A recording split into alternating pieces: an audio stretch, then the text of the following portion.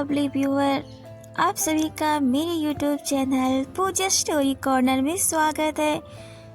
पिछले एपिसोड में आपने देखा कि आद्या और आरव दोनों बिला के बाहर राघव को ढूंढने के लिए चले जाते हैं। अहाना और माखनलाल बच्चों को हर एक कोने में ढूंढते हैं, पर उन्हें बच्चे नहीं मिलते हैं। तो माखनलाल अहाना को लेकर जंगल की ओर बढ़ता है। बच्चे उसे दूर जाते हुए दिखाई देते हैं। अहाना राघव को कॉल करती है। राघव रुत से बात करके अहाना के पास ही कॉल करने वाला होता है। अहाना का कॉल आते ही उसे पता चलता है कि बच्चे उसके पास आ रहे हैं। राघव तुरंत अहाना के पास जाता है और बच्चों को सीधा गले लगा लेता है और माखनलाल अहाना और राघव की एंगेजमेंट अनाउंस करता है।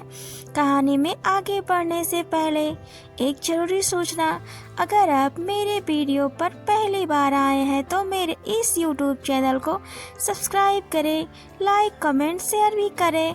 तो बढ़ते हैं बिना देरी किए अपनी novels when I first meet. तो नॉवेल्स में आगे बढ़ते हैं।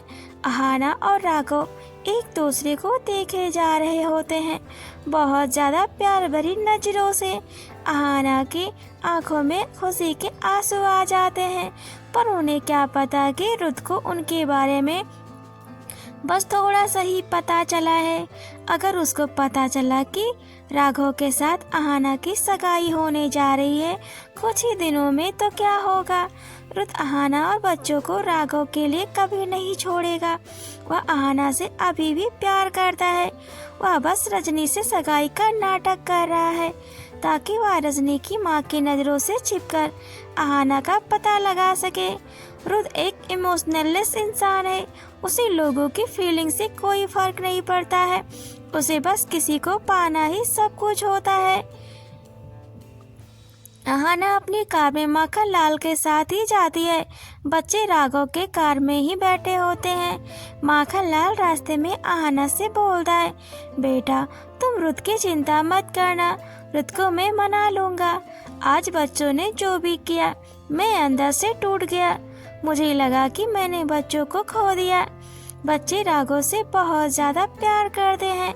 उनके सिर पर राघव ने ही पाप का साया दिया है और मैं उससे पिता होने का हक नहीं छीन सकता हूँ। मेरे बीवी और बच्चे नहीं हैं।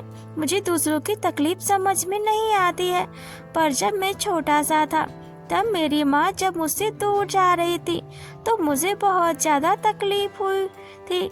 पिताजी के मरने के बाद मेरे नाना ने माँ की दूसरी शादी कर दी थी। वह लोग मुझे अपने घर नहीं रखना चाहते थे।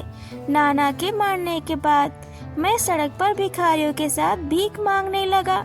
मैं मानता हूँ रुत का मेरे ऊपर बहुत बड़ा एहसान है, पर अपनी इस उम्र तक आकर मैंने रुत को पालन पोषण किया है और उसके बिला की देखभाल की है।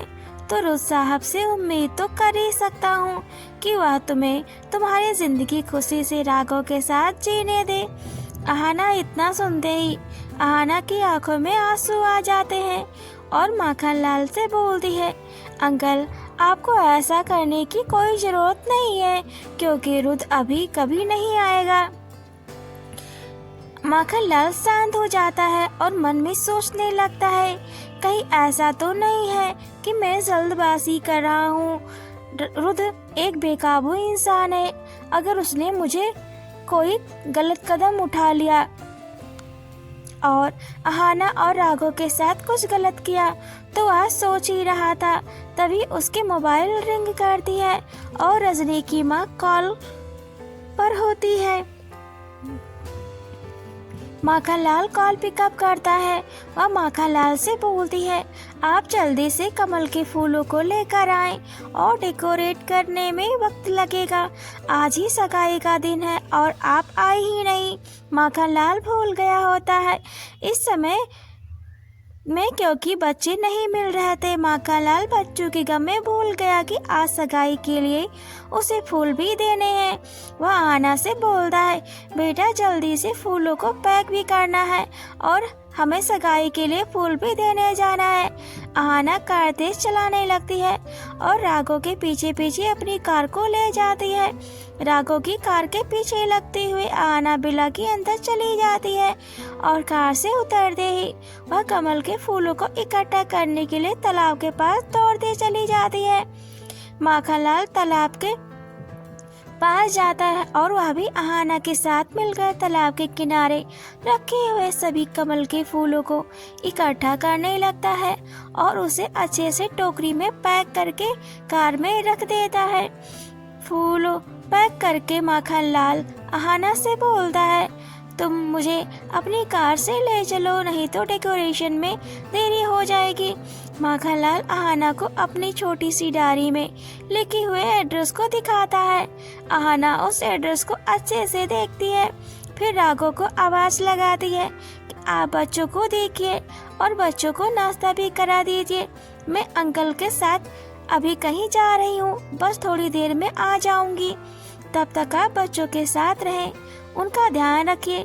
राघव अहाना को दूर से ही बाय करता है और बच्चों को गोदी में उठाकर लेकर बिला के अंदर चला जाता है।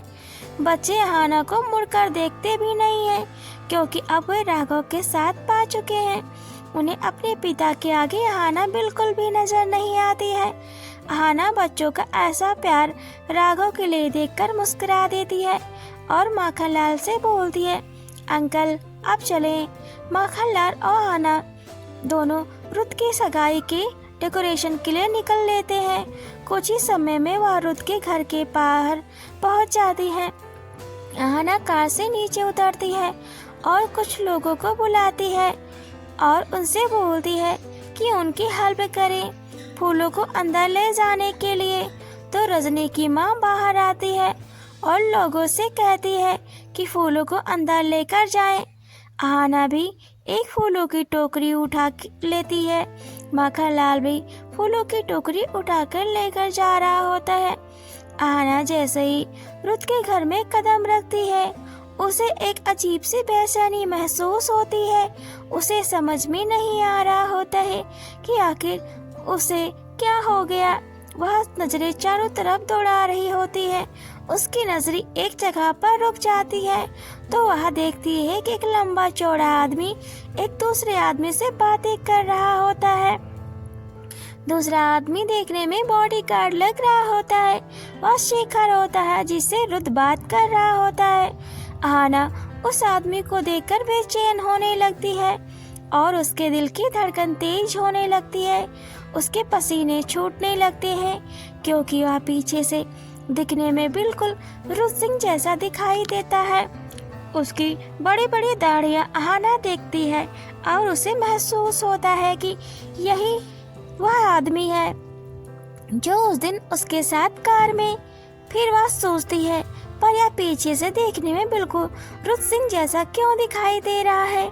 उसे कुछ समझ में नहीं आ रहा था और वह माखनलाल को इशारा भी करती है, पर माखनलाल रजनी की माँ के साथ फूलों को लेकर जा रहा होता है। वह अहाना की तरफ ध्यान नहीं देता है। माखनलाल का पैर अचानक से फिसलता है और वह फूलों के साथ गिरने ही वाला होता है कि दो लंबे मजबूत हाथ माखनलाल को फिसलने से बचा लेते हैं।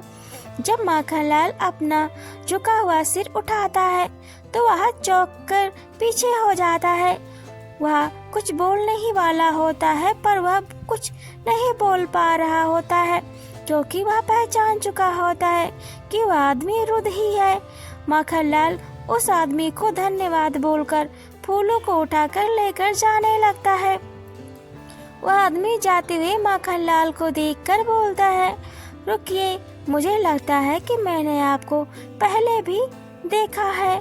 क्या ऐसा हो सकता है कि मैं आपको जानता हूँ?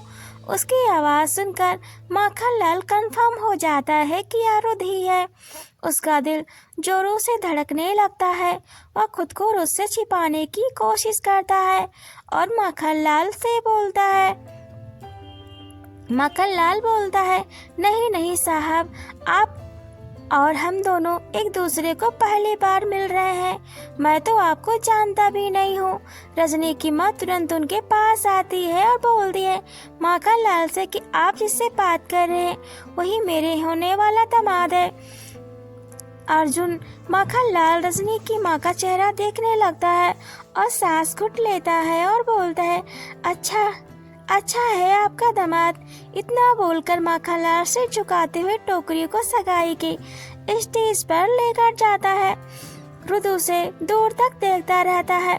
अहाना दुपट्टे से अपना चेहरा ढक लेती है ताकि उसे रुद पहचान न सके। माखनलाल टोकरी रखकर अहाना के पास आने लगता है। अहाना की टोकरी को उसके हाथ से छीनकर वहीं पर रख देता है और रजनी की माँ से बोलता है अब आप फूलों को अपने अनुसार डेकोरेट करवा सकती हैं। इतना कहकर वह अहाना का हाथ पकड़कर लेकर जा रहा होता है। जैसे ही घर के अंदर से निकलने ही वाला होता है तभी रुद पीछे से आवाज लगाता है अंकल आप इतना जल्दी क्यों जा रहे हैं? आज मेरी सगाई है और आप इनवाइट हैं। आप बिना सगाई कंप्लीट हुए नहीं जा सकते हैं। माखनलाल अहाना से बोलता है तुम कार में जाकर बैठो, मैं अभी आता हूँ। माखनलाल उससे बोलता है सर मेरी बेटी के 2 छोटे छोटे बच्चे हैं, उनकी देखभाल करने वाला घर पर कोई नहीं है। बच्चों को पड़ोस में छोड़कर आया हूँ। बच्चे अभी बहुत छोटे हैं तो उन्हें छोड़कर हम दोनों यहाँ पर ज्यादा देर तक नहीं रह सकते हैं। रुद बोलता है ठीक है तो आप अपनी बेटी को घर भेज दीजिए और आप यहाँ पर रुक जाइए। तो माखनलाल बोलता है बेटा हमारा घर एक सुनसान एरिया में है और ज्यादा देर तक अपनी बेटी और बच्चों को वहाँ अकेले छोड़ना अच्छा नहीं रहेगा। आप समझने की कोशिश करें। रुद इतना सुनते ही बोलता है ठीक है अंकल आपकी जैसी मर्जी। इतना कहकर रुद अपने रूम में चला जाता है और माखनलाल अहाना की कार के पास जाता है और कार में बैठ जाता है और बोलता है कि जल्दी से यहाँ से जाने के लिए। वह जानने ही वाले होते हैं तभी उनके सामने रजनी आ जाती है और उन्हें वही तुरंत कार से नीचे उतरने के लिए बोलती है। रजनी को समझ में नहीं आ रहा होता है कि यह लड़की कौन है जो फूल वाले अंकल के साथ कार में बैठकर आई है। रजनी बहुत सख्त मिजाज की है। कार को रुकवा के रजनी अहाना की कार की विंडो के पास आती है और बोलती है अभी के अभी कार से उतरो, मुझे तुमसे बात करनी है। तुम यहाँ और इन अंकल के साथ क्यों आई थी? तुम आखिर हो कौन? रजनी अस्पताल में आए हुए सपने की वजह से रजनी रुद को खोने से बहुत ज्यादा डरने लगती है। इस वजह से उसे हमेशा डर लगा रहता है कि कहीं रुद उससे दूर न हो जाए। अहाना को देखकर उसे लगता है कि वह लड़की फूल देने के बहाने रुद से मिलने आई होगी। अहाना कार से नीचे नहीं उतरती है और कार के विंडो के मिरर को नीचे करती है और कार में ही रहकर कार के अंदर से ही बोलती है देखो मुझे देर हो रही है, मैं अपने अंकल के साथ फूल देने आई थी और फूल मैंने अंदर रख दिए हैं। अब मैं जा रही हूँ, मेरे बच्चे घर पर मेरा इंतजार कर रहे हैं। रजनी बच्चों का नाम सुनते ही मन में खुश हो जाती है और सोचती है चलो अच्छा है इसके बच्चे हैं, इसका मतलब यह शादीशुदा है। रजनी बोलती है ठीक है जाओ। अहाना कार को स्टार्ट करती है और विला के लिए रवाना होती है। रजनी उसे दूर तक जाते हुए देखती है। जैसे ही वह पीछे मुड़ती है तभी उसकी नजर ऊपर में खड़े बालकनी में खड़े रुद पर जाती है। रुद खड़ा होकर बस नीचे जाती हुई कार को घूर रहा होता है। रजनी रुद को ऐसा करते हुए देखकर पांव जमीन पर जोर से पटकती है और रुद की ओर आने के लिए दौड़कर घर में चली जाती है और दौड़ते हुए रुद के रूम में जाती है। रुद बालकनी में खड़ा होता है और अहाना की कार को जाते हुए दूर तक देखता रहता है। रजनी उसके कंधे पर हाथ रखती है और बोलती है क्या देख रहे हो? इतना गौर से मुझे कभी भी नहीं देखा। इतना सुनते ही रुत पीछे मुड़ता है और बोलता है, तुम तो पार्लर गई थी ना, इतना जल्दी कैसे आ गई? रजनी बोलती है, क्यों, लग नहीं रहा कि मैं पार्लर गई थी? रुत उससे बोलता है, तुम तो पहले भी सुंदर थी, अभी भी सुंदर लग रही हो, कोई अंतर नहीं लग रहा है मुझे। रुत उसे चिढ़ाते हुए बोलता है तो रजनी उसके कंधे पर एक जोर से मुक्का मारती है और बोलती है, तो क्या वह लड़की सुंदर लग रही थी जिसको बहुत घूर रहे हो? रुत बोलता है, अरे वह तो फूल वाली थी, मैं बस देख रहा था कि इतने छोटे लोगों के पास अपनी कार होती है, वह भी इतनी महंगी। रजनी बोलती है, क्या पता या उनकी कार ना हो, किसी से रेंट पर ली हो। तो रुद्र रजनी के माथे पर उंगलियों से टैप करता है और उसे गले से लगा लेता है और बोलता है, जाओ जल्दी से रेडी हो जाओ, तुम्हें रेडी होने में बहुत समय लगेगा। इतना कहकर वह रजनी को नीचे भेज देता है। रुद्र फिर आहना की कार की ओर देखने लग जाता है, पर तब तक आहना की कार वहां से ओझल हो चुकी होती है। आपको मेरी नॉवेल कैसी लगी मुझे कमेंट में जरूर बताएं।